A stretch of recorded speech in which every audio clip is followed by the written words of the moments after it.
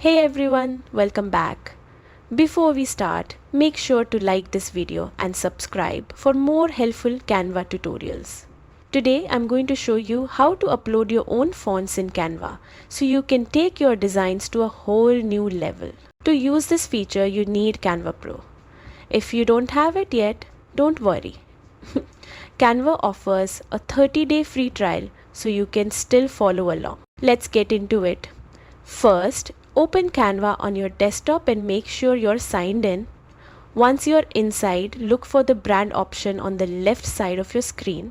Click on Brand Kit because this is where you'll manage your brand colors, logos, and of course, fonts.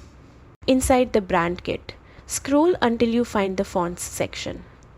Now click on Upload a Font. A window will pop up, allowing you to select a font from your computer.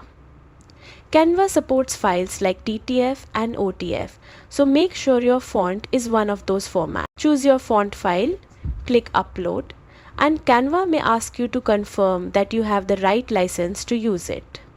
Go ahead and confirm.